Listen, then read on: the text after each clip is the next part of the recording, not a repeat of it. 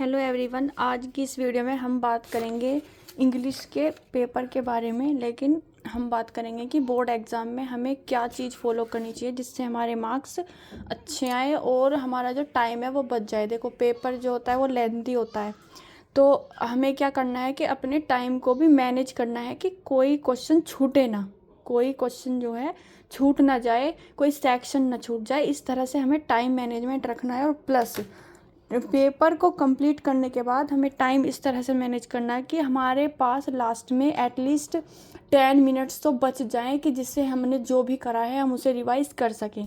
सबसे पहले तो हमें पता होना चाहिए नो द प्रॉपर पैटर्न। ये पेपर का प्रॉपर पैटर्न हमें पता होना चाहिए कि पेपर किस तरह का आता है।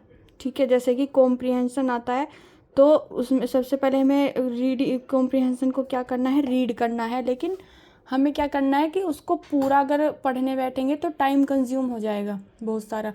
तो आपको क्या करना है, सबसे पहले वो सेक्शन करना है जो आपको सबसे अच्छे तरीके से आता है, जिसको आपको लगता है कि मुझे बहुत अच्छे तरीके से आता है, चाहे वो राइटिंग वाला सेक्शन हो, रीडिंग वाला हो या फिर लिटरेचर वाला। अगर लिटरेचर आपको अच्छे से आती है तो सबसे पहले आप लिटरेचर करोगे, बिकॉज अगर आपकी कॉपी शुरू में ही कटिंग से भरी हुई होगी, गंदी राइटिंग से भरी हुई होगी, और तो एग्जामिनर क्या हो जाएगा, एग्जामिनर को लगेगा कि ये जो है बाद में भी ऐसे ही कर रखा होगा, बाद में भी इसी तरीके से काम कर रखा होगा, कटिंग वाला, गंदे वाला और आधी अधूरी इन्फॉर्मेशन वाला।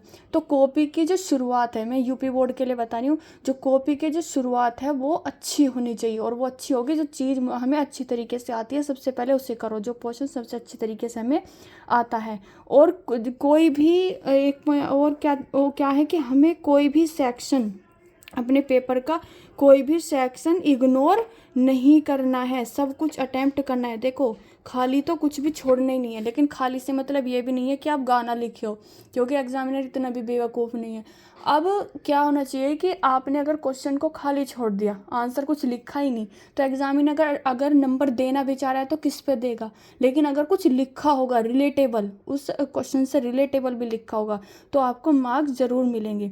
तो इसके लिए आपको क्या होना चाहिए, सारे चैप्टर्स की, लिटरेचर में सारे चैप्टर की जो इम्पोर्टेंट हैं उनकी तो है ही, एटलीस्ट समरी तो पता होनी चाहिए। मान लिया उससे रिलेटेड कोई क्वेश्चन आ गया और आपको वो बिल्कुल नहीं आ रहा उस चैप्टर से रिलेटेड, तो आप उसमें अपनी लैंग्वेज में, सिंपल लैंग्वेज में समरी भी लिख सकते हो, क्योंकि वो उससे रिलेट करेगी, उससे रिलेटेड लिख सकते हो। तो आपको चैप्टर्स की समरी पता होनी चाहिए। और प्लस पोएम्स, जितनी भी पोएम्स हैं उनकी भी समरी पता होनी चाहिए कि पोएम में है क्या। कैरेक्टर स्केच पता होने चाहिए, कैरेक्टर स्केच आ गया लिखने का तो आपको कैरेक्टर स्केच भी याद होने चाहिए। और क्या होना चाहिए, पोएम्स के मैसेज और थीम, इनके बारे में आपको पता होना चाहिए। और सबसे इम्पोर्टेंट चीज़, राइटिंग एकदम साफ़ सुथरी होनी चाहिए, राइटिंग अट्रैक्टिव होनी चाहिए। अगर आपको कुछ ऐसा लग रहा है कि बहुत ही ज़्यादा वो हो गया, आपसे गलती हो गई है, तो गलती को, जैसे ही मान लिया ये स्पेलिंग गलत है, तो एक सिंपल सा ऐसे कट कर दो बस। उसको ऐसे ऐसे ऐसे ड्राइंग नहीं करनी उस पर, क्योंकि वो आपकी कॉपी गंदी लगेगी और सीधी नज़र भी उस पर जाएगी एग्जामिनर की कि यहाँ पे गलती हो रही है। कि गलती भी ऐसी करनी है सुंदरता के साथ, गलती भी सुंदर करनी है, जिससे कॉपी जो है वो गंदी सी ना लगे। एक कट करो बस, व्हाइटनर वगैरह का प्रयोग तो करते ही नहीं है। और प्रीवियस ईयर के पेपर सोल्व करो, पिछले 5 साल के पेपर जो है आप सोल्व करो। 3 से 4 क्वेश्चन तो मिल ही जाते हैं मैच करते। और इससे फ़ायदा ही क्या होगा कि आपको ये पता चल जाएगा कि पैटर्न क्या है। और बहुत से क्वेश्चन आपको रिपीटेड मिलेंगे कि भाई ये इस साल भी आए हैं, अगले साल भी आए हैं, तो इसका मतलब आपको ये पता चल जाएगा कि ये क्वेश्चन इंपॉर्टेंट है और ये आपको ज़रूर करना चाहिए, बिकॉज रिपीट हो रहा है। ठीक है, पोएट्स के नाम, पोएम के जो पोएट्स हैं उनके नाम आपको पता होना चाहिए।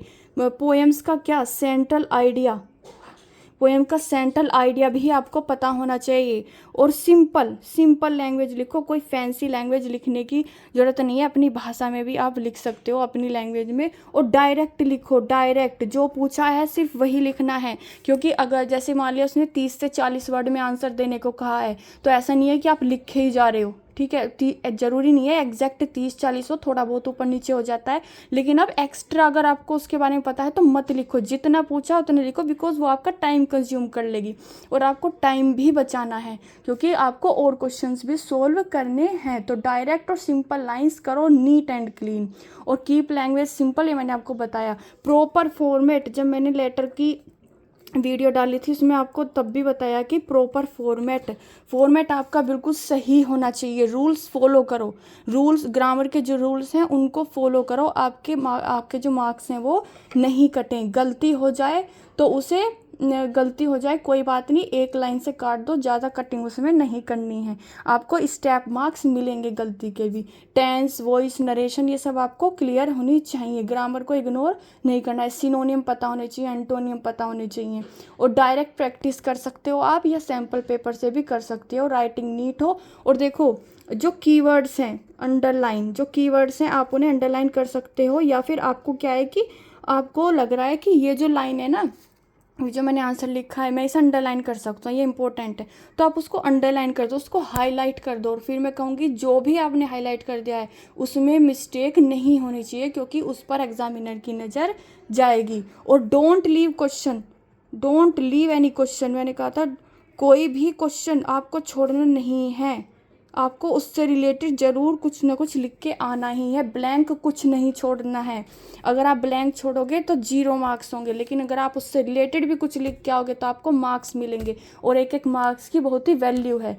टाइम मैनेजमेंट, और ये सब कैसे होगा, जब आप टाइम मैनेजमेंट सही रखोगे। और टाइम मैनेजमेंट किससे होगा, प्रैक्टिस से।